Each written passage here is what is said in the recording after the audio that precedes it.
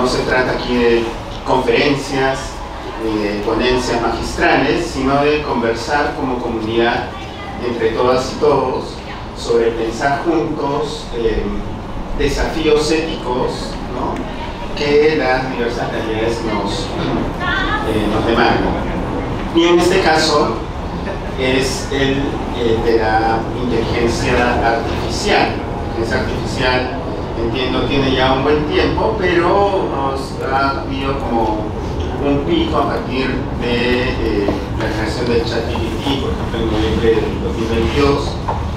Muchos de los acá presentes o de los presentes virtualmente en el futuro, cuando vean esto, seguramente tienen algunas prácticas de utilizar ChatGPT para algunas tareas, ¿no?, o también incluso lúdicamente, ¿no? Los últimos meses muchas personas han estado haciendo preguntas, demandas, encontrando aspectos muy interesantes, entre ellos que, por ejemplo, el ChatGPT aprende a responderte cada vez mejor, ¿no?, cosa que es muy desafiante. A lo mejor la primera vez que le pides algo no te entiende muy bien y luego vas limitando parámetros y eso se va optimizando. ¿Qué viene? No lo sabemos, hay mucha incertidumbre. A veces los cambios tecnológicos van mucho más rápido que nuestra capacidad para procesarlos, ¿no? Entonces, bueno, sobre todos esos aspectos y otros tenemos como invitados en primer lugar a Joyce Chambilla Toro. Ella es estudiante del octavo ciclo de la carrera de Psicología, es vicepresidenta además de la mesa directiva del Centro de Estudiantes de Psicología Federado de 2023, de la presente gestión. Tenemos también a Henry Ríos. Él es ingeniero electrónico por la PUC, tiene 25 años de experiencia liderando el despliegue de servicios avanzados de tecnologías de la información y la comunicación para la educación, innovación y transformación digital. Es un especialista en estos temas. Es docente de la PUC en redes de computadoras, computación en la nube y ciberseguridad, y gestor de comunidades tecnológicas. Actualmente jefe de la unidad de transformación digital. Y tenemos también a Oscar Paín, que es psicólogo educacional y magíster en cognición, aprendizaje y desarrollo por la PUC. Actualmente se desempeña como jefe de la Oficina de Gestión Curricular y Evaluación, como responsable de acompañar el diseño y las evaluaciones de los programas de pregrado y posgrado. Es también profesor auxiliar del Departamento de Psicología de la PUC y ha colaborado también en estos procesos de reflexión y en varios diálogos éticos con nosotros. Les agradecemos a los tres su presencia en esta mesa, bueno, diversa: un ingeniero, un psicólogo educativo, una estudiante de psicología. Yo simplemente voy a moderar.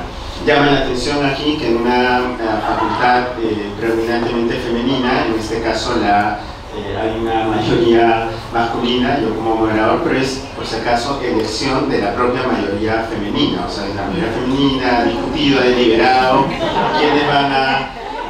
quienes pueden participar y, bueno, las mujeres han decidido esta mesa, literalmente, ¿no? En el comité de ética yo soy la cuota de género masculino, o sea, soy uno de 5. Bien, bueno, entonces, más o menos cómo vamos a proceder. Vamos a tener una primera rueda de unos 5 minutos, más o menos, ¿no?, donde cada uno de los invitados y la invitada van a comentar algunas ideas generales para entrar en nuestra temática, que no es simplemente la inteligencia artificial, sino los desafíos éticos para nosotros de la inteligencia artificial, ¿sí? Entonces, empezamos con Joyce, ¿sí? Buenas tardes, de hecho, primero con todos, todas los presentes. Bueno, se me invitó a esta mesa para hablar un poco más sobre la inteligencia artificial desde una perspectiva más de estudiante, como estudiante joven. Bueno, nosotros sabemos que la evolución de la tecnología ha impactado tanto positiva como negativamente en distintos ámbitos de la vida, ¿no? En el estudio, en ámbitos relacionales. Hemos hecho uso de las inteligencias artificiales, o yo en mi caso hago uso constantemente de aplicaciones, asistentes virtuales como Siri, como Alexa, ¿no?, que son estos asistentes que nos ayudan un poco más a entretenernos, pedir cierta información. También hago uso constantemente de estos aplicativos de GPS, ¿no? El pedir un taxi, un Uber, prácticamente te están este procesador te está dando como que un tiempo limitado de 4 horas de tu viaje. Eso es una inteligencia artificial, ¿no? Otra inteligencia artificial que es la que ahorita está en boom, que es el ChatGPT, que lo usamos, puedo decir que lo usamos porque la facultad es muy conocida entre los estudiantes, puedo decir que toda la universidad también lo usa, ¿no? Que prácticamente nos ayuda en resumir textos, ¿no? El poder hacer uso también de los traductores, también forma parte de las inteligencias artificiales, ¿no? El poder traducir textos también es una manera de facilitar el procesamiento de información. Entonces, en esa línea podría decirles el uso que se ha podido hacer tal vez de una perspectiva más joven en esto de las inteligencias artificiales. Gracias, buenas tardes. Bueno, efectivamente la inteligencia artificial en realidad ya tiene varias décadas, ¿no? Y muchos lo usamos, de hecho de repente hasta sin saber, incluso en nuestro correo electrónico, ¿no? Pues, que desde hace tiempo ya existen las técnicas de filtro anti-spam. Entonces, esa inteligencia artificial que está revisando nuestros correos y detecta si tiene un formato de estos correos de anuncios y lo va pasando a la carpeta. Entonces, ya existían esas técnicas, el Waze, ¿no? Que muchos lo usaban para crear rutas más cortas, el Google Fotos, no sé si lo usan, automáticamente detecta las caras, ¿no? Entonces, yo por ejemplo tengo ahí una gran cantidad de fotos familiares, ¿no? Y digo que por ejemplo ubique todas las fotos donde sale mi padre o mi madre y ya las clasifica. Entonces incluso videos, o sea, realiza los videos, detecta los rostros y puede ser una maravilla, porque de hecho uno puede tener miles de fotos y estar detectando cada uno es pesado. Entonces, incluso cuando usamos Netflix o Spotify, ¿no? Que ya en base a nuestros gustos nos van sacando canciones o películas que están alineadas a nuestros gustos, es porque también ha estado analizando la información previa. Y en general una característica es que todos estos algoritmos requieren de datos, ¿no? De datos previos para justamente poder enterarnos de lo que a nosotros nos da valor, ¿no? Y particularmente lo que es nuevo en inteligencia artificial es la llamada inteligencia artificial generativa, que es el ChatGPT, ese es el nombre técnico, ¿no? Entonces, eso es lo nuevo, eso es lo reciente, y si bien los algoritmos existían ya de hace tiempo, que son los redes neuronales, el tema es que ahora hay una capacidad computacional bastante fuerte que ha permitido sacar este servicio conocido como ChatGPT, ¿no? Y hay otro que es el Midjourney, que hace imágenes. Entonces, es la inteligencia artificial generativa, eso es lo nuevo y lo disruptivo, ¿no? que está generando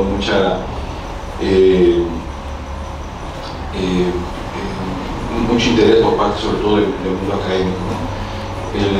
Entonces tenemos que tener en cuenta pues, que esto está afectando profundamente la parte académica y ver cómo desde el lado pues, de la docencia también se pueden obviamente analizar estos impactos.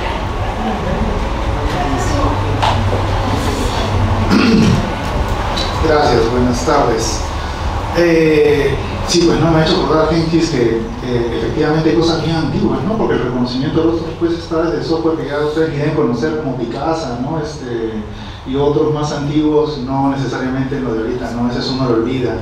Y claro, en el tema generativo viene la importancia del tema, ¿no? Entonces, en mi caso ya para ir de frente al tema de lo generativo, lo empecé a usar por curioso, siempre tratando desde una perspectiva más de teoría y procesamiento de la información, a mirar y tratar de entender, digamos, cómo había avanzado que ya es también conocido, ese sistema de aprendizaje supervisado. O sea, la inteligencia necesita ser recompensada, cosa que también he usado para mis clases de aprendizaje como modelo para que los estudiantes reflexionen sobre esa estructura, ¿no? Y claro, lo he usado de cosas tan triviales como que ahora hay herramientas que incluso me ayudan a escribir el correo sin tener que, digamos, perder tiempo en ser formal, y solo le digo, necesito escribir un correo a la profesora Dora Herrera diciéndole que estoy de acuerdo con su calificación en la tesis de tal persona, y escribe lo formal, y ¡plup! Lo puede escribir y ya está. Y empecé también haciendo otras cosas. En realidad me encontré con un poder distinto en este generativo, como una herramienta que a veces en Twitter algunos académicos comenzaron a proponer, que era Insightful, y que hacía una cosa distinta a la búsqueda avanzada de base de datos. Y es, digamos, una vez que tú tienes un paper, interpreta no las palabras clave, sino la esencia del paper para relacionarlo con otros y qué tanto lo citan en cosas que sean relevantes para ti, para tu artículo. Y ese tipo de mapa además te lo pone en una gráfica, por ejemplo, y en esa gráfica te pone círculos respecto al peso del autor relativo de acuerdo a las citas que lo han citado para otras cosas. Y eso, por ejemplo, me ha resultado súper útil, porque recuerdo que presenté un artículo para una revista y ustedes saben que los árbitros a veces se empecinan con una idea. Me dice, yo quiero que sobre ese tema me digas cuál es lo último que hay. Y yo decía, pero ese no es el tema, ya, bueno, voy a ver qué hay. Pues no, entonces ya cuando estuve seguro de que ese era el origen, ya con seguridad le respondí, no, pues está bien, esto es, ¿no? Y ya no me dijo nada. Entonces, ese tipo de herramientas, por ejemplo, que antes me hubiera tomado literal días de días buscando papers hasta encontrar y viendo referencias cruzadas, siguiendo para el otro lado, bacán. Entonces, y ya en el propio ChatGPT también hay una serie de usos, por ejemplo, y ahí viene un poco la reflexión ética de hasta dónde, ¿no? Por ejemplo, probé diciéndole cosas como, a ver, diseñame una clase para enseñar aprendizaje desde la teoría de Piaget para estudiantes de psicología de 8º ciclo, son 3 horas y por favor hazme una tabla de Excel repartido como tú quieras y ponme los objetivos de aprendizaje y específicame cuáles serían los trabajos para dejar para casa. Y la respuesta fue sorprendente. O sea, yo solo le dije aprendizaje y buscó en su base de datos y entendió que Piaget en realidad es un psicólogo del desarrollo y propuso los objetivos y me sorprendió. O sea, no era una cosa para hacer una clase normal, digamos, pero con 3 modificaciones más y estaba. Y dije, eso también sería una herramienta bien poderosa para los profesores, en tanto que, sobre todo, cuanto más nos alejamos de la didáctica o de la estructura, del diseño de una clase, o sea, te lo ordenó como buenas ideas, ¿no? Y eso me parece, digamos, interesante, pero también me puso a pensar, claro, y ahora cuando uno haga en la Facultad de Educación y les deje a los estudiantes de tarea hacer sesiones de aprendizaje o una maestría de docencia universitaria, si antes me ha pasado en algunos diplomados que me han pegado páginas web completas con talleres de habilidades socioemocionales que se encontraron por ahí, y ahora, ¿cómo voy a saber, no? ¿Y con qué herramientas yo voy a poder decir que efectivamente eso es un plagio? Porque, o sea, todavía escribe raro, ¿ya? O sea, si son especialistas sí se dan cuenta, ya que escribe raro y que se repite mucho a sí mismo y que hay, o sea, eso le digo a mis estudiantes, este ciclo dije de frente ni intenten, no voy a dar cuenta porque repite muchas ideas, ¿no? Pero en realidad también probé con una serie de preguntas que tenía de un examen de respuestas múltiples, porque aparecía en internet que había respondido a los exámenes del BAR, que es el de Derecho en Estados Unidos, y el de Medicina, y antes la versión 2, creo, 2.5, solo respondía a percentil, quedaban en el percentil 90 para abajo, y a partir de ChatGPT 3.5 quedan en el percentil 10 arriba, o sea, en el 10º superior del examen médico de Estados Unidos y el de BAR, y dije, no le creo. Le metí varios exámenes que tenían objetivos de la era un poco antidiluviana, todo lo respondió bien, y justificaba bien la respuesta, o sea, era como que bien impresionante, decía, ya, y ahora, no, este ciclo he vuelto papel y lápiz en todos los exámenes, hasta que no, porque los alumnos decían, no, pero ya no escribo a mano, escribo computadora. Profesor, Paideia, metes mi pregunta porque lo probé para el examen para hacer este ciclo y respondió todo como para sacarse un 16. Abierto, respuestas abiertas, o sea, preguntas de condicionamiento clásico, de operante, de entrada también Bandura. Y ahí con Bandura comenzó a trazabilidad porque ya se vuelve condición social un poco más difícil, pero lo respondió todo bien. Y eso sí es un tema ético tanto como para enseñarlo a los estudiantes, como de verdad es una herramienta, y eso me parece la parte del diálogo interesante, ¿no? Cómo asumir rápidamente esto para enseñarles que así como yo como profesor la uso para ver cosas de artículos y revisiones teóricas, puede ser una herramienta muy útil para llevarte a tu aprendizaje, y cómo no pasar esa línea, digamos, en la cual mínimo esfuerzo y ya me lo hace, ¿para qué lo tengo que aprender, ¿no? Entonces hay una serie de reflexiones ahí complejas. Les acabo de dejar un trabajo para que usen ChatGPT para resolver el trabajo, veremos qué sale, les cuento si funciona o no.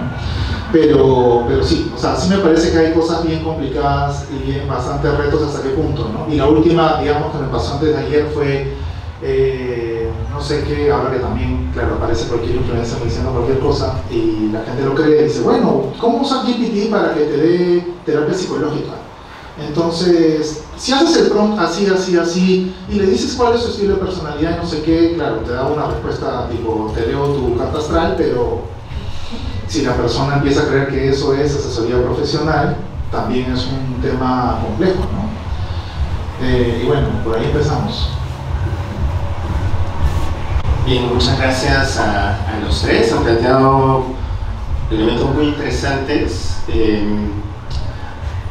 Me rondan algunas preguntas a partir de lo que han dicho los ponentes, ¿no? Por ejemplo, yo se hablaba que se utiliza mucho el ChatGPT entre los estudiantes para hacer resúmenes, ¿no? Entonces, claro, no piensen inmediatamente cuál es la importancia para el aprendizaje o cognitiva de hacer el resumen. Justamente tú tratas la información, jerarquizas, clasificas, diferencias, estableces. Y en este caso, ese trabajo cognitivo lo estaría realizando el ChatGPT, ¿no? Entonces podríamos preguntarnos, ¿y entonces el aprendizaje cómo va? Claro, no es la única manera de utilizar el resumen, ¿no? Pero digamos, es como si los procesos, perdonen para hablar en términos de memoria y codificación, estuvieran siendo delegados o podrían ser delegados a un tercero, en este caso. Y que me resuena con lo señalado por Oscar, por ejemplo, ¿no? Es decir, a partir de qué estructuras el ChatGPT o cualquier otra versión de inteligencia artificial trata la información y cómo podemos estar, ocurre no solo con la inteligencia artificial, digamos, introyectando estructuras, ¿no? Sin darnos cuenta, eso es un posible riesgo, ¿no? Escuchaba a Genghis y pensaba también en todos los riesgos de la burbuja y el exceso de confirmación. Tú señalabas que trabaja con la base de datos de inteligencia artificial y así como en Netflix, de acuerdo a lo que vi, me propone nuevas cosas, nuevas películas. Esta película le puede gustar a Enrique, dice, ¿no? Netflix. Bueno, a veces sí, a veces no, pero digamos, es como en las redes sociales, ¿no? Constantemente uno ve las noticias más o menos en la línea de las noticias que tú quieres escuchar o que te importa escuchar o que quieres criticar, y hay como todo un proceso de autoconfirmación, ¿no? Pensar en esos riesgos, no sé, y en muchos otros, ¿no? Quizá a partir de lo que han señalado los tres podemos tener una siguiente ronda y, bueno, los ecos, las resonancias de lo que hemos mencionado, pensando en estos desafíos éticos, ¿no? Para la formación, para el ejercicio profesional, para la investigación, ¿no? Para nuestra vida ciudadana, que eres ingeniero, ¿no? No necesariamente desde el punto de vista de la psicología, pero para la vida ciudadana hay implicancias súper importantes, ¿no? Oscar decía, claro, en la terapia, uno dice, no, la terapia tiene que ser una persona, el vínculo, cara a cara, tenemos muchas teorías sobre eso. Ahora se hace terapia virtual cada vez más, se hacía desde antes, pero desde la pandemia cada vez más. Y justamente escuchaba a un importante investigador de estos temas, sí, pero no existe todavía la regla, o no está clara, de que la inteligencia artificial no se va a pasar por una persona real, ¿no?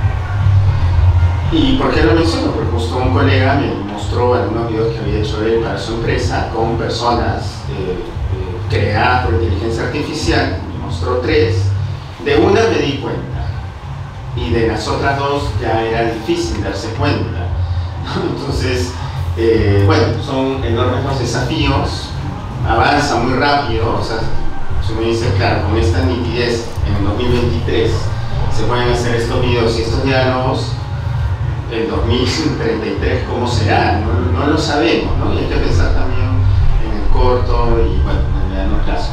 A ver qué podemos reflexionar al respecto. Sí, a lo largo de esta pauta hemos podido identificar que si bien existen varias ventajas por parte de las IA como el ChatGPT, también nos trae a colación varios dilemas éticos, ¿no? Lamentablemente no se le puede enseñar a la inteligencia artificial tienes que actuar de cierta manera ética, sí, sino a quien se le enseña son a los programadores, los diseñadores y a las mismas personas que las usan, ¿no? ¿Qué pasaría si un estudiante, una persona problema muy difícil, le pregunta al chat, ¿no?, qué hacer frente a tal situación, ¿no? Entonces el chat, de alguna manera, como lo mencionaba, a través de una recolección de datos que tiene, te va a brindar una respuesta. Pero lo mínimo que debería hacer también el chat, entre comillas, es brindarte o recomendarte, acá puedes buscar ayuda psicológica, puedes buscar un profesional que se encargue de eso, ¿no? Entonces eso creo que se encargarían ya los propios programadores, ¿no? Y otra cuestión ya más asuntos académicos, ¿no?, como se mencionaba. Si bien los estudiantes, las estudiantes usan el ChatGPT, por ejemplo, para hacer resúmenes, también habría la posibilidad que lo usen para pedir hazme un parafraseo de tal cita, ¿no? Prácticamente te ponen se puede poner fácilmente el tema que se aborda ya en la introducción de mi proyecto, ¿no? ¿Y qué estaría pasando acá? En dilemas, o sea, con respecto a dilemas éticos, pues la persona no estaría como que desarrollando como teniendo sus habilidades de redacción. Entonces, prácticamente de alguna manera genera cierto tipo de dependencia al estudiante, ¿no? Depender de esa inteligencia artificial. Entonces es este software el que se encarga de razonar por el participante. ¿Y qué pasaría si hay otro estudiante que tal vez sí por su propia cuenta busca ciertas fuentes, hace su trabajo, procesamiento de información, de revisar y redactar, en cambio el otro participante no? Entonces, de alguna manera es algo injusto, ¿no? Y eso también es un poco complicado, porque si no se puede reconocer si esto ha sido hecho por un estudiante o esto ha sido hecho por una inteligencia artificial. Entonces estamos en ese dilema entre qué hacemos frente a esto, ¿no? Y bueno, estaba pensando yo, si hasta el ChatGPT te puede hacer preguntas o desarrollar preguntas abiertas, entonces ¿cómo podemos identificar o permitir al estudiante que pueda buscar más allá de simplemente poner la pregunta y que el chat le busque la respuesta, ¿no? Entonces tal vez potenciar realizar trabajos de investigación, proyectos, entonces, o ponerle ejemplos de casos, entonces es un poco más difícil que el chat pueda generar una respuesta estructurada, ¿no? Entonces, creería de esa manera poder responder a muchos desafíos éticos. Bueno, efectivamente, como mencionaba, todos estos sistemas se alimentan de datos para luego poder dar sus resúmenes, sus predicciones, y aquí viene el dilema de que en función de esos datos también pueden estar trabajando con información que está sesgada, ¿no? Entonces, y obviamente las respuestas también pueden tener ese sesgo, ¿no? Por ejemplo, más allá del ChatGPT, ¿no? Cuando una persona de repente va a un banco o solicita un crédito, muchos bancos ya utilizan sistemas de inteligencia artificial para predecir si esa persona va a ser o no un buen pagador. Y ese porcentaje de probabilidad de ser un buen pagador puede estar sesgado también, ¿no? Dependiendo de repente del nivel socioeconómico, de temas hasta raciales, o sea, todo eso lo manejan los datos que están manejando en el sistema financiero. Entonces, ahí ya surgen esos dilemas éticos. Y en el caso de la inteligencia artificial generativa, también se está alimentando de mucha información. En el caso de ChatGPT tiene información hasta el año 2021, ¿no? Entonces, pero esa información de por sí también puede tener mucho sesgo y puede dar respuestas en ese orden, ¿no? Hasta ahorita del análisis que se hace particularmente del ChatGPT, efectivamente un ojo experto en un tema se va a dar cuenta si está dando una buena o una mala respuesta, ¿no? Pero sí te ayuda de repente a redactar de una manera más acelerada, ¿no? Entonces, de repente, y ahí viene el tema, o sea, para una persona que no conoce el tema, realmente no va a saber si lo que está diciéndole es correcto o no, a pesar que pueda tener una reacción muy buena. Y para la persona que sí conoce del tema, entonces va a poder, le va a ayudar en su trabajo, ciertamente. O sea, dice, quiero que me digas los puntos temáticos para este proyecto en particular, pero que, si es una persona que ya conoce el tema, va a poder rápidamente validar si tiene sentido lo que le dice y le va a ayudar a acelerar su trabajo tremendamente, ¿no? Entonces, pero es cierto que esto sigue evolucionando, ni siquiera en un nivel lineal, evoluciona en un nivel exponencial. Leí hace poco que el 90% de los datos de Internet se han generado en los últimos 2 o 3 años. 90% de los datos, ¿no? Entonces, y de eso se está alimentando todos esos sistemas, ¿no? Y la capacidad computacional que manejan es monstruosa, ¿no? Microsoft, todos esos grandes proveedores. Y va a hacer que eso vaya evolucionando y parezca cada vez más real, ¿no? El tema es la data que se está manejando, y ya apareció un nuevo, ya de hace unos años atrás, un campo que es la ética algorítmica. Ese es el campo de dentro de la ética que justamente analiza la aplicación ética que quieren hacer de diversos softwares, aplicativos. Incluso yo he visto que en la Católica de Chile dictan ya un diplomado, en la Universidad Católica hay un diplomado sobre ética algorítmica, y como parte del curso, o sea, ahí tienen que revisar la parte tecnológica. Entonces, para poder entender, ¿no? O sea, no verlo solamente como una caja negra, hay que conocer algo ahí de los algoritmos, que son básicamente redes neurales, ¿no? En algún momento yo pensaba que el ChatGPT, para tener esa capacidad de redacción, porque incluso tú puedes ajustar el nivel de redacción, ¿no? Y le redacta como experto en tal cosa, o redáctalo de una manera como si fueras un niño de 8 años. O sea, tú lo puedes decir en el nivel de redacción. Y yo pensé que en un momento que habían trabajado con lingüistas, ¿no? Porque dijo, oye, es un tema, pero no, al final es redes neuronales y fuerza bruta computacional. Y así es como lo manejan, ¿no? Y en base a lo que le llaman los grandes modelos lingüísticos, y se está viendo todo este campo de la ética algorítmica. Yo sugeriría que, justamente entiendo que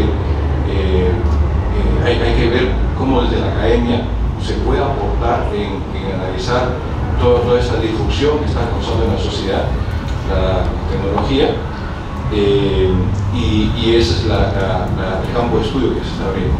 La ética algorítmica. Para responder a la pregunta aquí, que en el 2032 tendremos ahí un robot 33, un robot que moderará de acuerdo a lo que se escucha.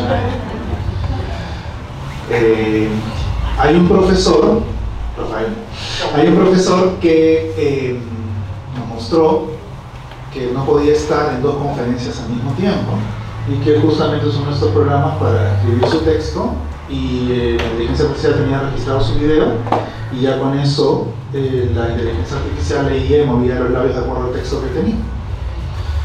Pero sí, o sea, era el mismo, que no podía estar en 2 sitios al mismo tiempo.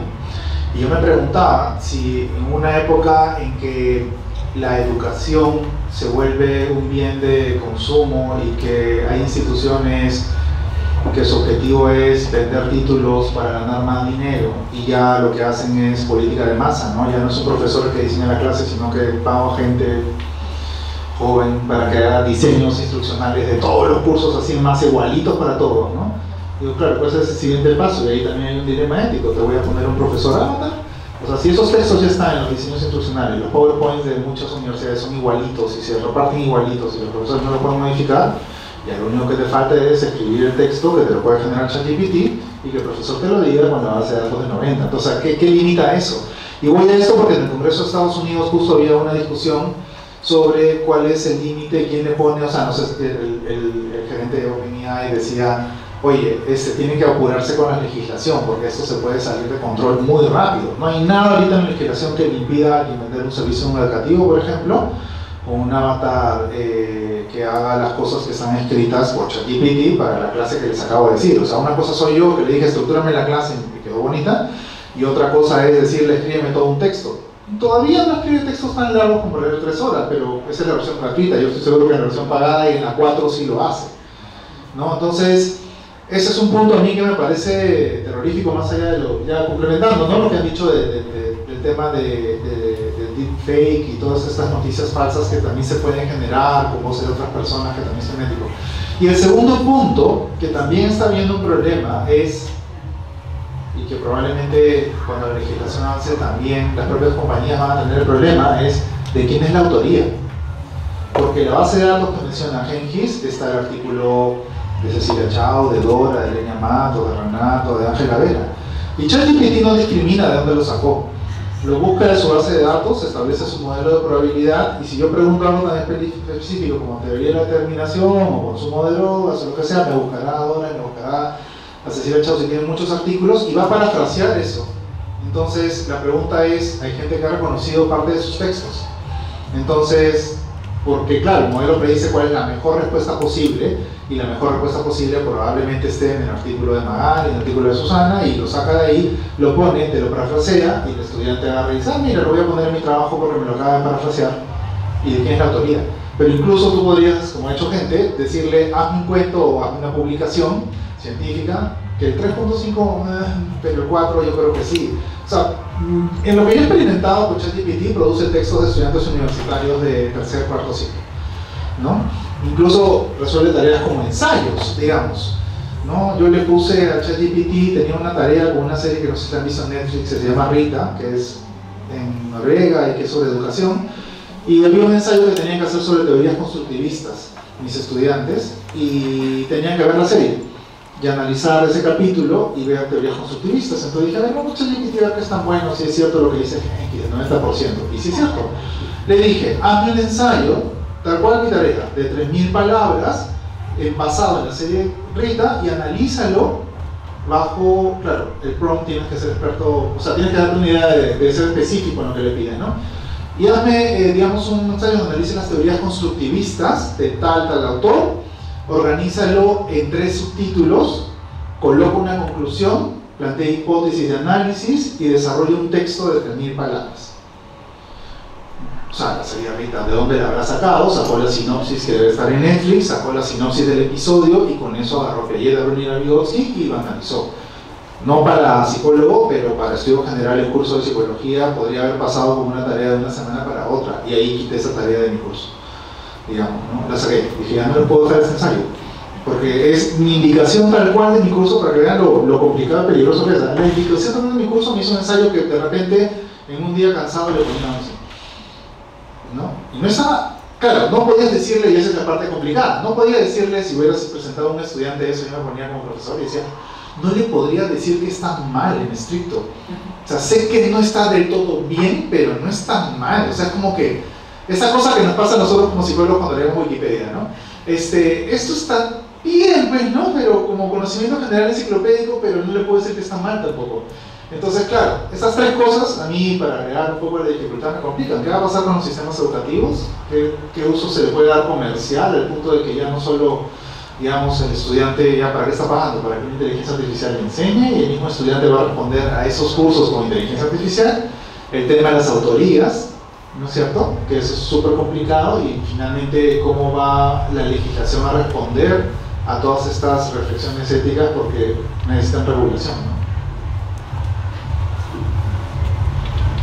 Sí, muchas gracias. Nos quedan muchos puntos y muchas ideas.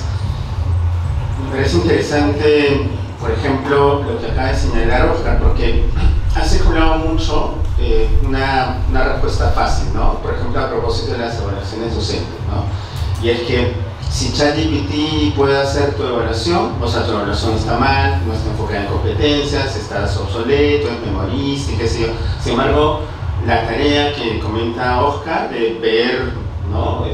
Una serie, analizarla según 3 autores, eso es de alta demanda cognitiva, no es poca cosa, ¿no?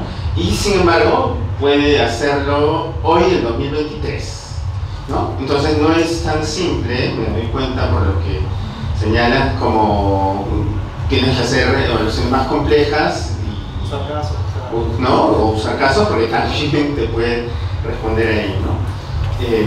O lo que mencionaba yo respecto de los riesgos de no poner en ejercicio las habilidades cognitivas o las competencias cognitivas a propósito de delegarlas, ¿no? Y mencionaba a Genghis sobre los sesgos que tiene ¿no? O sea, claro, uno estudia sesgos, entonces, claro, si activas el sistema 2, puedes gestionar tu propio sesgo, pero aquí es más complicado, ¿no? Ya no es un tema de sistema 1 y sistema 2. Entonces, bueno, muchos otros aspectos, no sé, quizá hayan comentarios o preguntas del público aquí presente, podemos hacerles llegar el micro, ¿sí? A ver.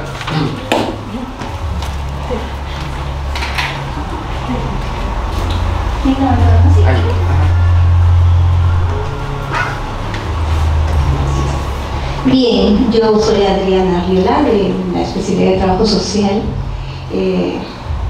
El tema es súper interesante, lo que es toda la inteligencia artificial. Sabemos que con esto ya estamos en la quinta revolución, ¿no? Y se nos va a ir presentando mucho más retos, porque ahorita Siri, Alexa, ChatGPT, podríamos decir que son sistemas inteligentes programados, pero no de súper disrupción, ¿no? O sea, todo esto se va a ir generando más. Ahora, sí, muy interesante lo que estaba hablando. Entiendo que la inteligencia humana imposible de competir con las inteligencias artificiales, porque precisamente son estas programaciones que van interlazando, ¿no? Enlazando diferentes, de diferentes programas, de diferentes fuentes, etcétera, ¿no? Ahora, ¿cómo hacer con nuestros alumnos? Yo pienso que el ser humano no solamente es competencias cognitivas, el ser humano tiene ¿no? la parte cognitiva, lo procedimental y lo actitudinal, lo emocional. Entonces, si nosotros vamos a estar evaluando solamente por contenidos, por los conocimientos, la tecnología, de repente vamos a perder, ¿no? Frente a trabajos perfectos. Ahora, se me ocurre cómo desde la academia podríamos ver la posibilidad de evaluar no solamente lo cognitivo, o sea, el resultado de contenidos teóricos o procedimentales, sino cómo el alumno puede interactuar, cómo ordena, ¿no? A esta programación, o sea, esa capacidad de decir, yo quiero esto, no me parece, y que eso pueda ser evaluado, ¿no? Cómo el alumno, la alumna integra esa parte cognitiva, tecnológica, con sus apreciaciones, con su experiencia y con esta parte empática. Yo entiendo que sí, aquí en el año, ¿qué? ¿32?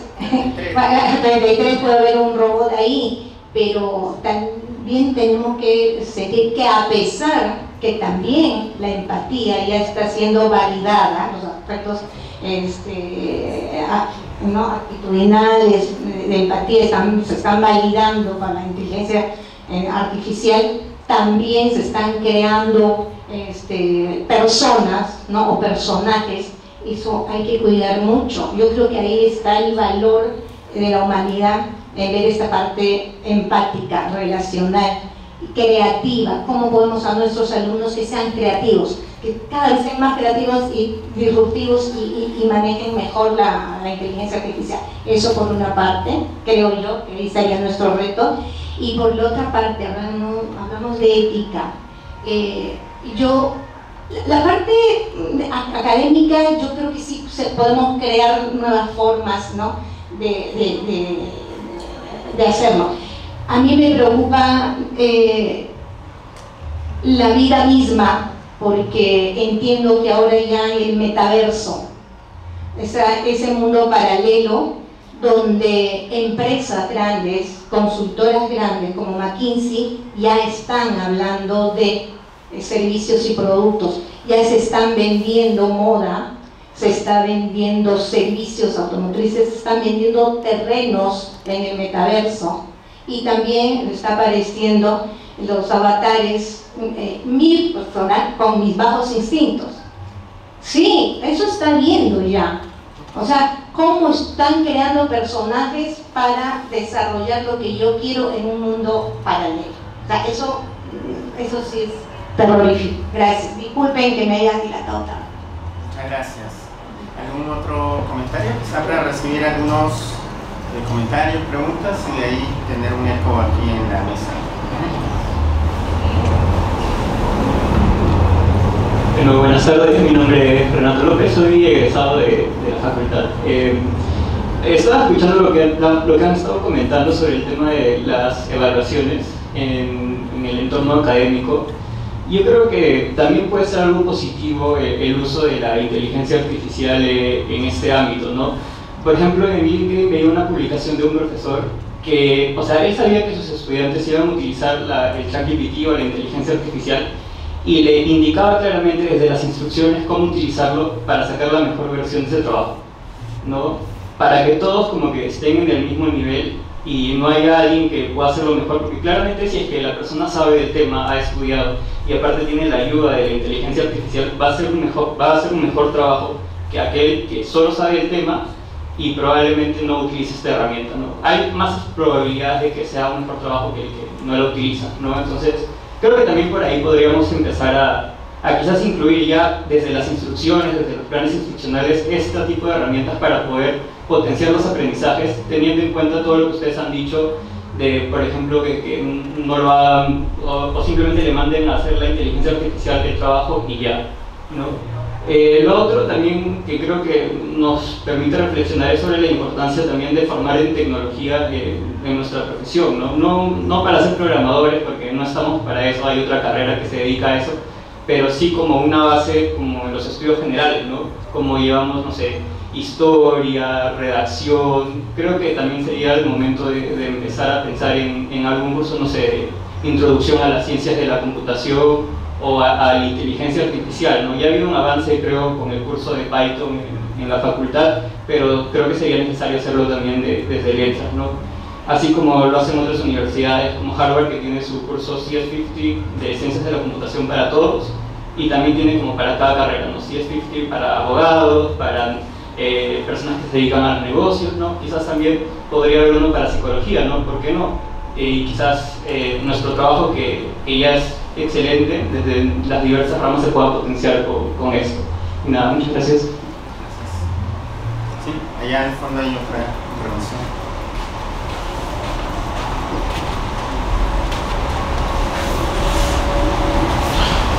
Buenas, soy Renato Paredes, soy docente aquí en la Facultad de Psicología.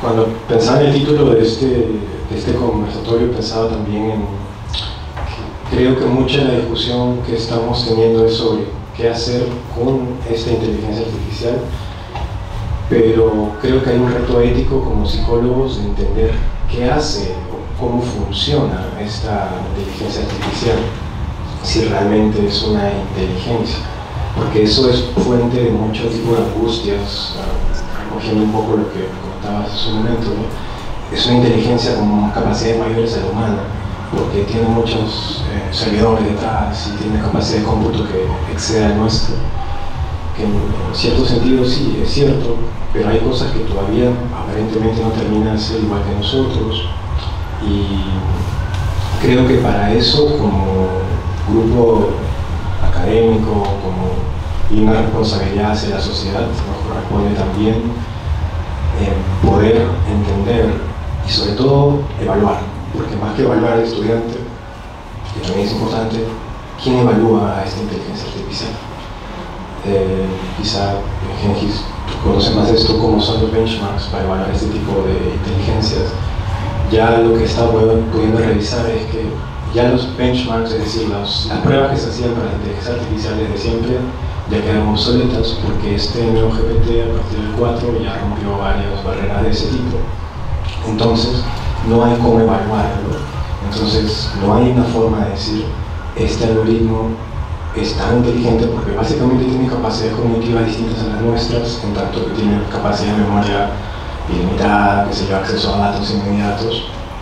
Pero entonces si utilizamos las pruebas que sirven para seres humanos, obviamente la va a romper y va a salir en percentiles altos, la mayoría de ellas. Entonces, ¿cómo creamos pruebas para estas máquinas desde nuestro entendimiento de lo que es la inteligencia o de lo que es el razonamiento o proceso cognitivo? Y para eso es necesario un acercamiento entre la psicología y la ingeniería o la ciencia de la computación. Y es algo que ambas comunidades no están tan dispuestas a hacer. Ni tanto los científicos de la computación aprender tanto psicología, porque a veces no nos toman tan en serio, y tanto la psicología para acercarse a la ingeniería, porque a veces pensamos que es muy difícil. Entonces hay un reto ahí ético, pienso, porque las respuestas a qué capacidad tiene una inteligencia artificial no tendría que dar solo un ingeniero o solo un programador. Creo que como psicólogos tendríamos algo que decir, y nuestra responsabilidad frente a la sociedad poder decir algo que no sea especulativo. No sé cuántos aquí se sienten con la autoridad para decir, oye, esto es inteligente o no es inteligente, o cómo lo valorarías, qué puntaje le pondrías. Esas metodologías, hasta donde he visto, no existen todavía y tenemos que desarrollarlos en conjunto.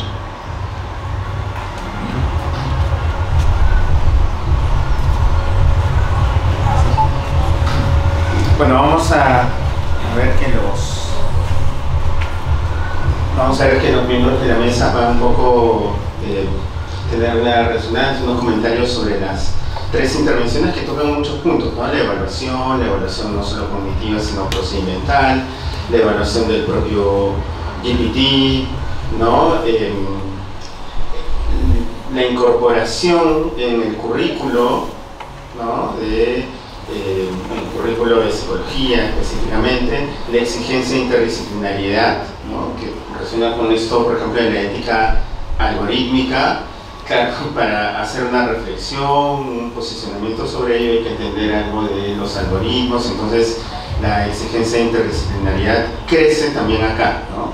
Bueno, sobre muchos otros puntos vamos a ver qué quisieran comentar. ¿Sí, Luis? Sí, me han parecido muy interesantes los tres puntos de las tres intervenciones. De hecho, con respecto a la primera intervención, estoy muy de acuerdo, de hecho, de que no solamente evaluar lo cognitivo, ¿no? Sino evaluar más allá la parte subjetiva, la parte creativa del estudiante. Es por eso también que yo en mi punto de proponerle casos, que la persona le exponga, porque durante una exposición el chat no va a intervenir, ¿no? O no van a intervenir otras inteligencias artificiales, sino la misma persona es capaz de crear, tener una conciencia crítica, una reflexión crítica acerca de los temas o las problemáticas que trataron. También se me hacía muy interesante cuando se mencionó el metaverso. La verdad, también he estado estoy investigando algo de eso, y se están creando, de hecho, artistas, cantantes, celebridades dentro del metaverso, y es muy sorprendente todo lo que se hace, ¿no? Prácticamente estás creando personas, ¿no? Ya no necesidad de concebirlas físicamente, sino realmente las creas tú, inclusive creas tú tu propio avatar a tus propias preferencias. Entonces es algo que es parte de esta evolución tecnológica, pero también que deberíamos estar con mucho énfasis en la ética del cuidado, ¿no? También con respecto a la segunda intervención, estoy de acuerdo que sí, no es como que pongamos en contra de las inteligencias artificiales como tal, de hecho ayudan bastante a facilitarnos la información, facilitar el procesamiento de esta, ¿no? También es muy posible, creo yo, que se impartan cursos acerca de poder enseñar, que el estudiante pueda ser capaz de hacer un mejor uso de estas inteligencias artificiales o simplemente aprender, ¿no? De hecho, las inteligencias artificiales, estaba leyendo un artículo en el que en otros países son capaces, por ejemplo, en un salón de clases hay personas que tienen ciertas discapacidades auditivas o comunicativas, y durante una ponencia la inteligencia artificial es capaz de traducirte, ¿no?, lo que la persona está diciendo. Entonces como que es una especie de inclusión también, te ayuda. Entonces hay muchas maneras de poder utilizar las IAs, ¿no? Y con respecto al tercer comentario, la verdad, también estaba de acuerdo con que se cree tal vez, o simplemente, ¿no?, un observatorio ético de IAs en la formación docente, en la formación académica, de hecho, de la carrera de psicología, para poder hacer también una mirada más ética, hacerle un seguimiento a también cómo se están usando estas inteligencias artificiales, porque si bien se dice se puede evaluar al estudiante, pero ¿quién evalúa a las inteligencias, ¿no? Entonces también poner como que ciertos límites a quienes también diseñan las inteligencias artificiales, ¿no? Para que también permitan a las personas de alguna otra manera procesar mejor sus conocimientos, ¿no? Como yo también decía, esto de si se están tocando temas muy personales, que la misma inteligencia sea capaz de derivarte o aconsejarte a tomar algún paso, como es ir a una atención psicológica personalizada, ¿no? De hecho si uno pone un buscador de Google, si tengo ciertas ideaciones, por ejemplo, que es un tema muy preocupante, el buscador no te dice haz esto para que puedas corregir, sino te dice necesitas ayuda. Entonces de alguna manera es algo ético que está involucrado en la CIA, ¿no? Entonces creo que eso sería. Sí, bueno, muy interesantes las preguntas y que ciertamente pues representan retos que tenemos que asumir, ¿no? Cuando empezó la pandemia, por ejemplo, los profesores tuvieron que de manera abrupta pasar a otro formato de dictado, tuvieron que volverse a la fuerza digitales, algunos lo hicieron mejor, otros les fue más duro, pero se dieron cuenta que no podían seguir dictando de la misma manera como lo hacían de manera presencial. Se están copiando entre ellos, ¿no? Se están, cómo están haciendo las monografías o cómo, si realmente están estudiando de la manera clásica como yo lo quería hacer. Entonces, algunos profesores comenzaron a cambiar su manera de evaluación, ¿no? Por ejemplo, en el caso de ingeniería, me acuerdo que el profesor José Franco, ¿qué fue lo que hizo, ¿no? O sea, él normalmente en un examen tradicional para estar resolviendo problemas de cálculo, era la misma prueba para todos están sentados, ¿no? Y él está mirando si alguien se está copiando o no, y bueno, cada uno comienza a hacer y obviamente cada uno tiene que llegar a la misma respuesta. Entonces, no podía hacer eso, ¿no? ¿Qué fue lo que hizo? Agarró un Excel, le puso un montón de macros y cálculos y hacía una prueba distinta para cada uno. O sea, el mismo problema pero con valores distintos, pero ya sabía cuál era la respuesta. Entonces eran ya exámenes personalizados, ¿no? Y así fue como resolvió. Al final incluso él tiene un banco como de 2000 evaluaciones distintas y de ahí lo va sacando. Yo creo que también de la misma manera estas tecnologías disruptivas, lo que es la inteligencia artificial generativa, también plantea ese reto, ¿no? De oye, ahora cómo desde la docencia, cómo vamos adaptando los procesos de enseñanza-aprendizaje con esas herramientas, pero no verlo desde el punto de vista negativo, ¿no? De cómo afecta mi zona de confort, de que yo hacía esto y ahora voy a tener que cambiarlo, ¿no? Sino de cómo yo también lo puedo aprovechar para mejorar el proceso de enseñanza-aprendizaje, pero que va a obligar a que cambie mi metodología, ¿no? De lo que yo he estado revisando en internet, la mayoría apunta que debería cambiarse a un esquema a un enfoque basado en proyectos, ¿no? Que creo que también la profesora lo mencionó, ¿no? El enfoque basado en proyectos que tienen que resolver un caso en particular, un reto en particular, o sea, permite que los alumnos puedan consultar diversas fuentes, ¿no? Y entre ellos el ChatGPT. Entonces, pero eso requiere pues ciertamente reinventar el curso, ¿no? Como uno lo estaba haciendo, y pasar a otro formato, ¿no? De esa manera, digamos que vamos poniendo el curso inmune a la inteligencia artificial. Pero porque ¿qué pasó? Que cuando empezó la pandemia, los profesores decían, oye, se va a copiar, ¿qué hacemos? El prototipo, ¿no? Las camaritas que están filmando al alumno para ver si se está copiando, entonces, pero no es la idea, ¿no? O sea, la idea es, más bien, adapta tu modelo de enseñanza-aprendizaje a las nuevas tecnologías para justamente potenciarlo también y justamente pues es imposible frenar la innovación. sea, no podemos frenar la innovación. No podemos seguir pensando en que vamos a poder seguir llevando la metodología de enseñanza 100 años más, 200 años más. O sea, no podemos seguir con metodologías que de repente en algunos casos son casi de origen medieval, ¿no? O sea, la misma metodología no se puede seguir llevando, ¿no? Lo otro que mencionaba, el tema de los alumnos de ciencias y los alumnos de letras, esa dicotomía cada vez se debería ir reduciendo, ¿no? Ya se habla del perfil mixto, los profesionales mixtos, ¿no? Que saben tanto del mundo de la tecnología, ¿no? Y también de la parte más humanística.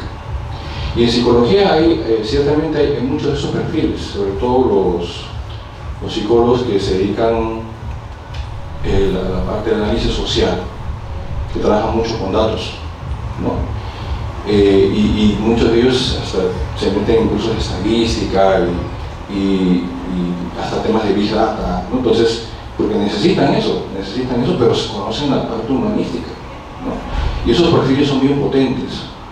Un perfil mixto es mucho más potente que un perfil que solamente sea o de ciencias o de letras.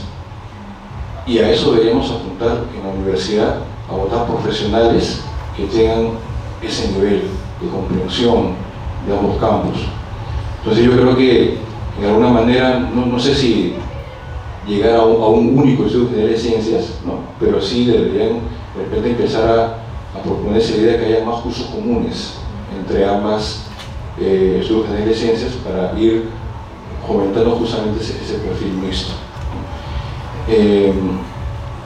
Y lo del metaverso, ciertamente la tecnología por un lado puede crear brechas para aquellos que no tengan facilidad para acceder a este tipo de servicios, ¿no? Y por otro lado también pues puede generar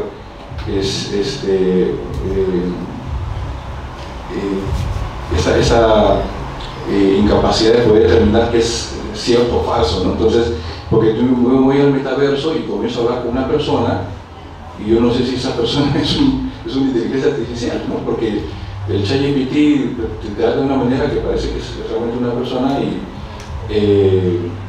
esa es la parte que deberíamos también tener en cuenta, que pueden haber esos riesgos, ¿no? Ya de por sí, por ejemplo en Twitter, se han detectado que hay muchos bots que publican cosas para de repente atacar a una persona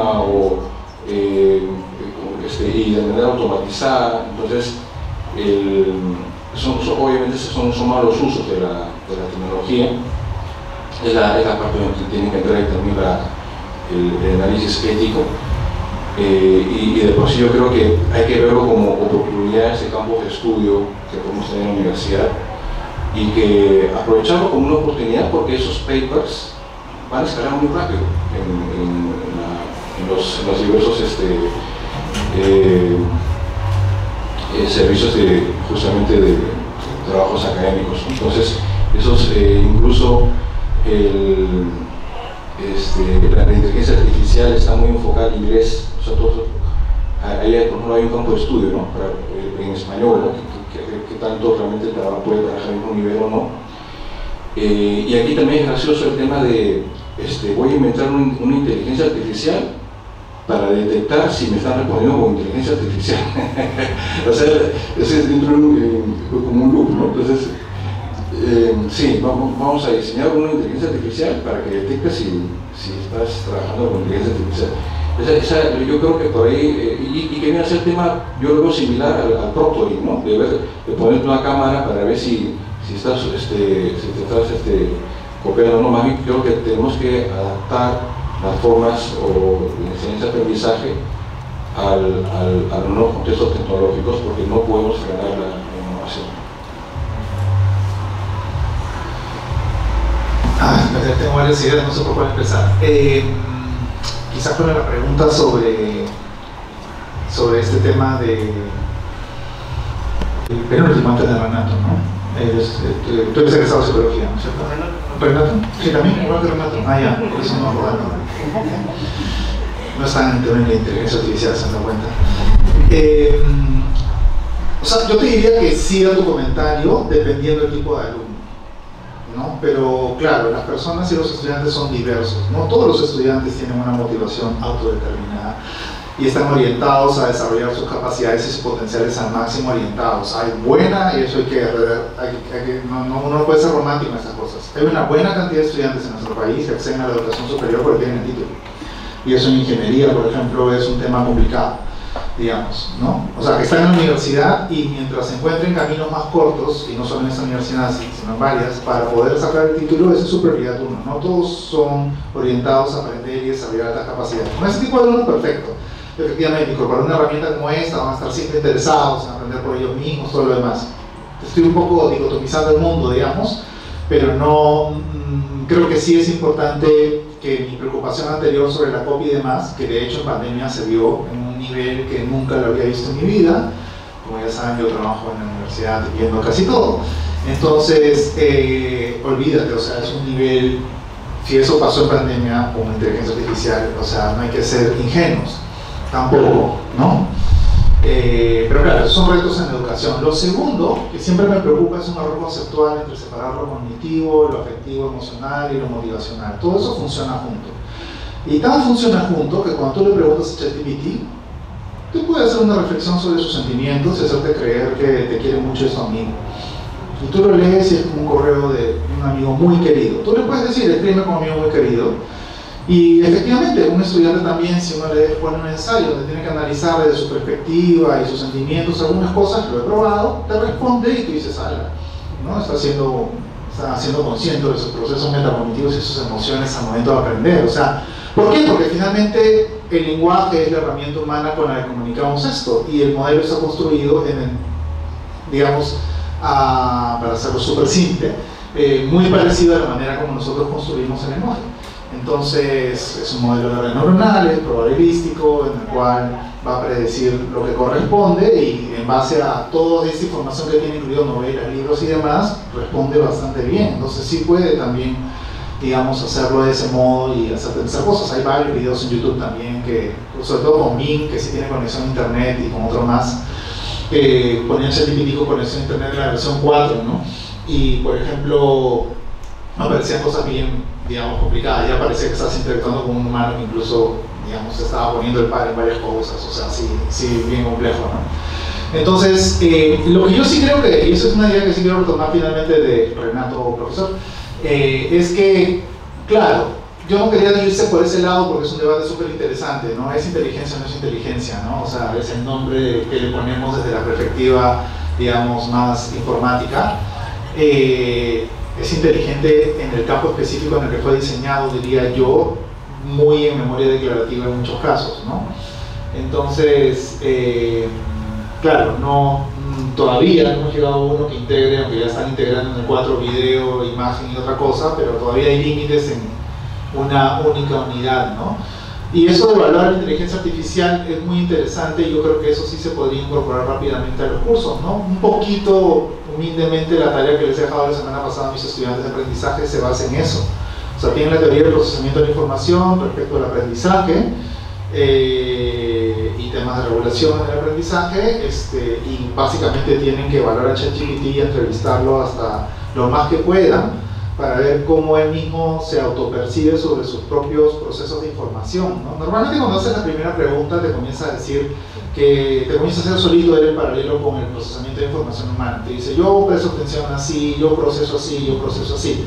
Pero cuando ya comienzas a profundizar, entonces ya se vuelve interesante. Vamos a ver qué sale en la tarea. Yo le he dicho, háganla y vemos qué sale, exploremos el mundo. Porque la idea es que integren en realidad todos los procesos cognitivos, y bueno, ChatGPT es muy consciente de sus procesos cognitivos. Y creo que eso es un pequeño modo de evaluarlo, digamos. Primera vez que lo he hecho, voy a ver qué pasa, ¿no? Les cuento, pero nada, me pareció más interesante que dejarles un ensayo después de que hacer los ensayos tan fácil. Bien, muchas gracias. No sé si hay comentarios, preguntas adicionales para pedirles que comenten, o si no, preparar una reflexión final de este diálogo que, como ven, estamos aprendiendo todos. Yo, escuchándolo, ya también tengo algunas ideas para algunos cursos que llevo para incorporar esa temática, ¿no? Sí. Yo solamente quería agradecerles, ya un momentito. Gracias.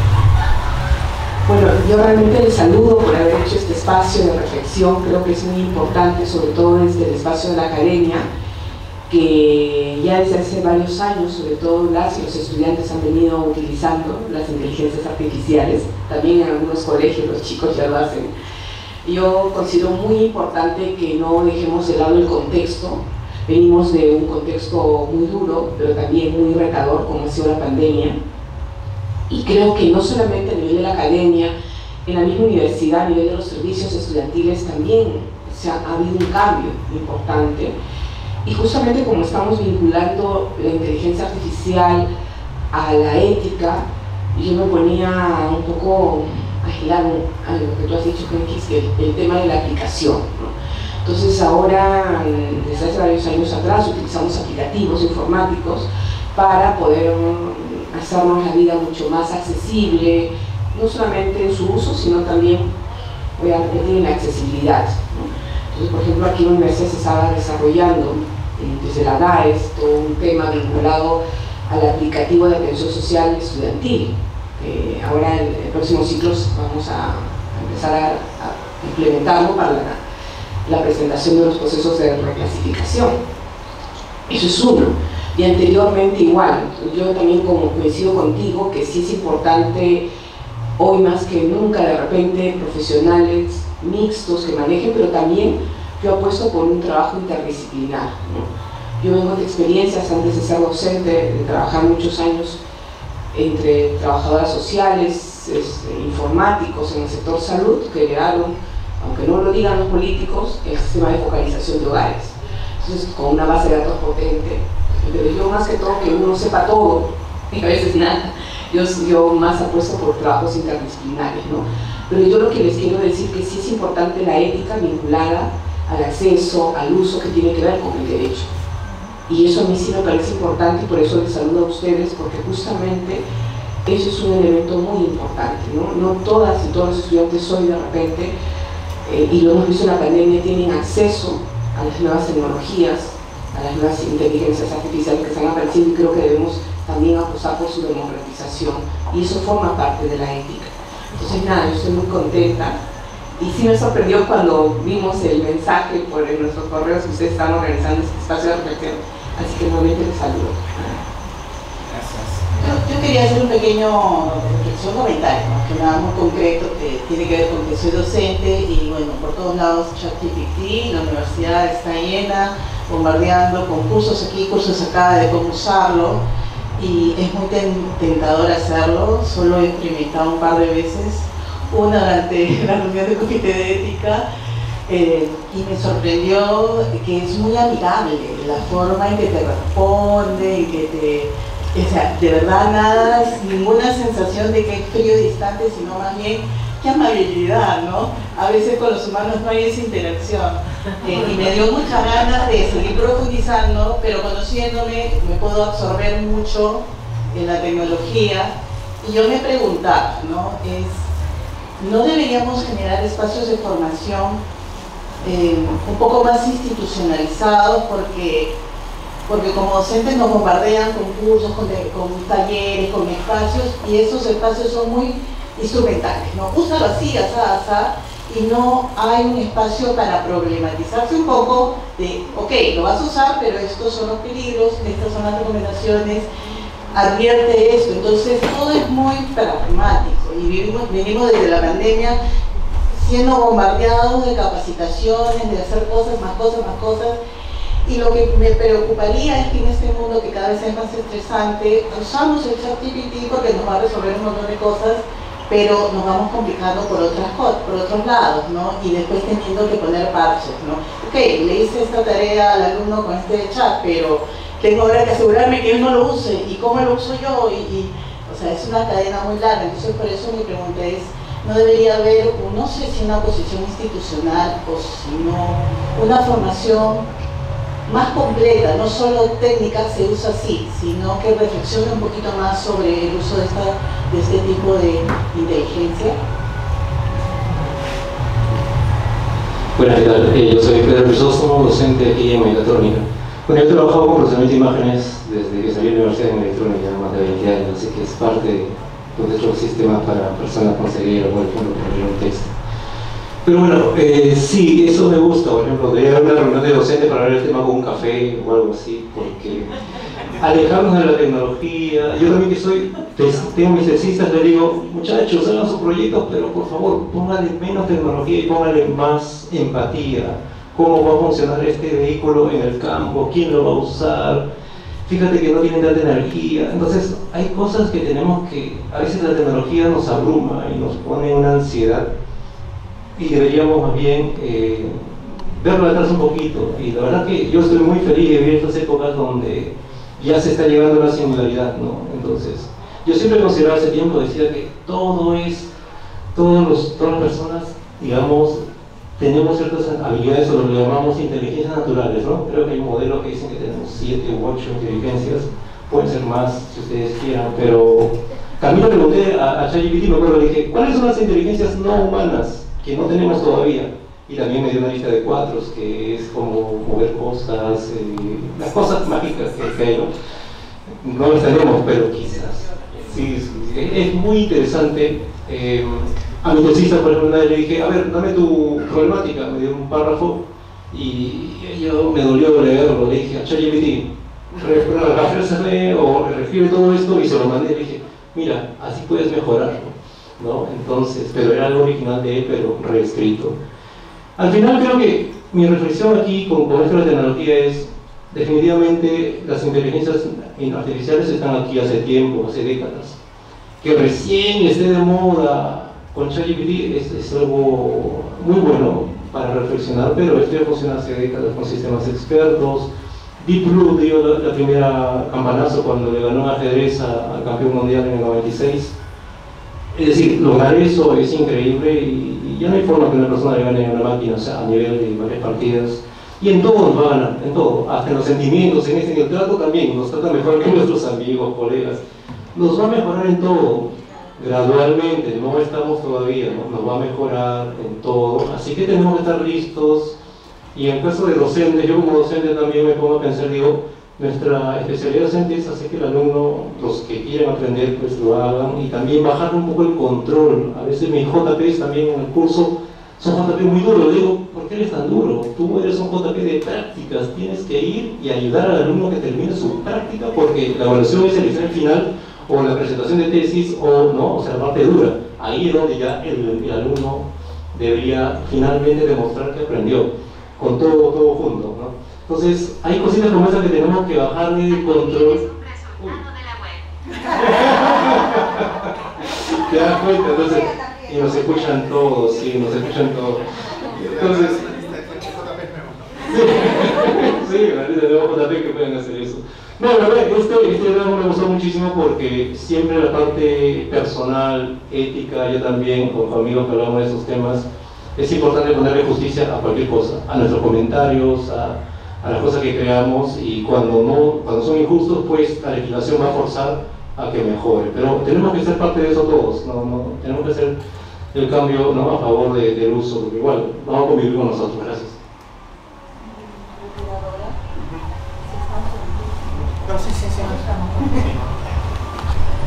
Algo muy breve, quiero saludar este evento porque me parece muy valioso, y quería yo reflexionar en la línea que se ha venido planteando los comentarios previos respecto a dos momentos, o sea, al desarrollo de la tecnología como proceso, al igual que la ciencia, ¿no?, como proceso, es neutro. Y no hay que retirarnos de la innovación. En ese sentido, saludo el comentario porque me parece que pensar que la inteligencia artificial en este momento no nos aporta sería retrógrado, ¿no? Entonces, yo creo que eso es valiosísimo y me parece importante asignarle neutralidad, aunque con el comentario de Renato, ¿no?, me pregunto si no sería conveniente, por ejemplo, la selección de base de datos que nos aporta en términos del resultado del ChatGPT, que sean estrictamente científicos o empíricos, por ejemplo, ¿no? Y no sean especulaciones, porque la probabilidad entra todo lo demás. Podría haber ahí una selección en donde la ética cumpliría un rol. El otro momento, que también está en la ciencia y en la tecnología, es el uso de la tecnología y de la ciencia. Entonces yo creo que es importante dividir el proceso y el producto, la neutralidad en el proceso y el uso, bueno o malo, en el producto. Y dentro de esta bifurcación, digamos, ¿no?, el componente ético es vital, porque los estudiantes se pueden copiar, pero el problema es que los estudiantes tienen allí algo que no está siendo considerado como lo óptimo, que su aprendizaje está orientado hacia la adquisición de una nota como sea, ¿no? Entonces, ahí está el problema, no en la tecnología. Entonces, creo que es importante dividir, esa es mi reflexión, dividir lo que es proceso y la neutralidad y el producto y la tendencia, porque finalmente la ciencia produjo lo que es la bomba atómica y la usaron en un sentido, ¿no? Entonces, igual la tecnología, pero en este caso sí la ética que atraviesa los procesos. Bien, muchas gracias por las intervenciones. Los invito a una reflexión final, haciendo eco también de estas últimas intervenciones y planteando algunos desafíos hacia el futuro o invitación para todos nosotros, ¿no? Joyce.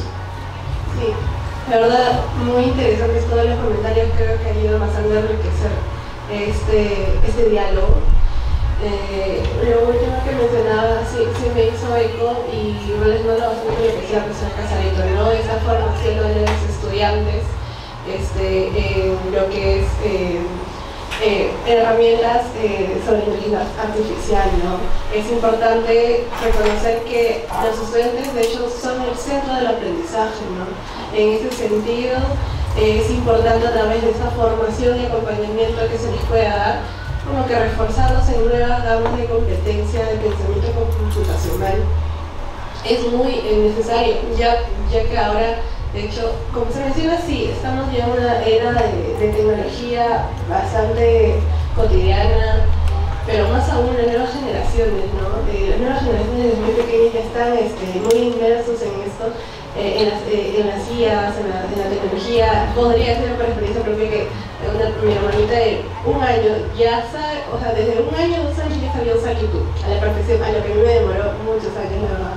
Entonces, es muy sorprendente la capacidad que tiene la persona de poder adaptarse a este ambiente, a este contexto, ¿no? Y el aprender. Entonces, creo que si desde muy pequeños están aprendiendo, ya al pasar de los años van a poder desarrollar mejor estas habilidades, pero es importante que en el desarrollo de estas habilidades también esté la reflexión crítica y ética, ¿no? Y por eso también es importante e invito a que en la facultad también se logre estos cursos, este acompañamiento, esta formación sobre ellas y la ética, ¿no? Vinculadas a la ética y el cuidado, de hecho, también de una mejor autonomía de la persona, para no también caer en la dependencia de las inteligencias artificiales y en este caso en específico el ChatGPT, ¿no? Que valoro también bastante todas las facilidades que genera en el aprendizaje.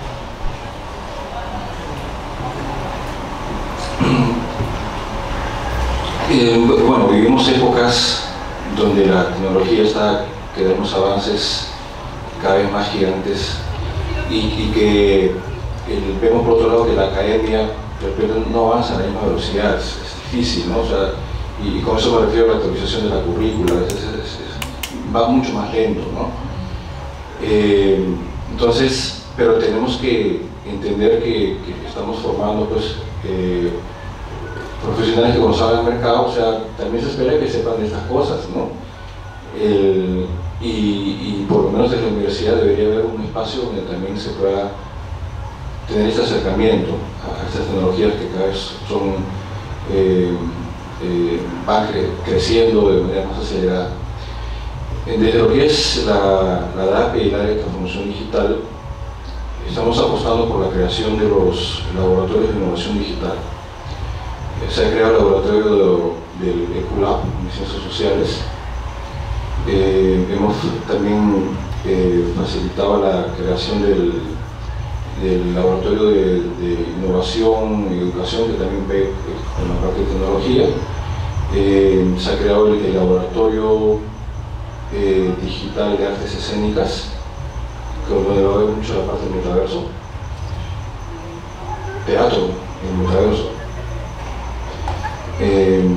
Y estamos bueno, también apoyando en otros laboratorios. Entonces, creo que es una manera de tener un espacio donde los docentes y alumnos puedan justamente experimentar estas tecnologías. Y bueno, estamos viendo creo que hasta cierto punto de los más emblemáticos, el laboratorio de humanidades digitales, con el doctor Javier Vera, ¿no? Javier Vera, que antes lo estaba organizando, bueno, quien lo empujó mucho fue el profesor Miguel Rodríguez, ¿no? Entonces, el laboratorio de humanidades digitales justamente es para tener este espacio donde los alumnos y docentes puedan tener ese acercamiento a la tecnología. Y creo que de esa manera podemos compensar, ¿no? ese aspecto tan disruptivo que nos está explotando todos en la cara de la tecnología, para que mientras que la currícula se va actualizando, tener este espacio para poder ir experimentando. De repente, pues, sin psicología también se puede crear un espacio similar. Encantados de poder apoyar desde lo que es el área de transformación digital.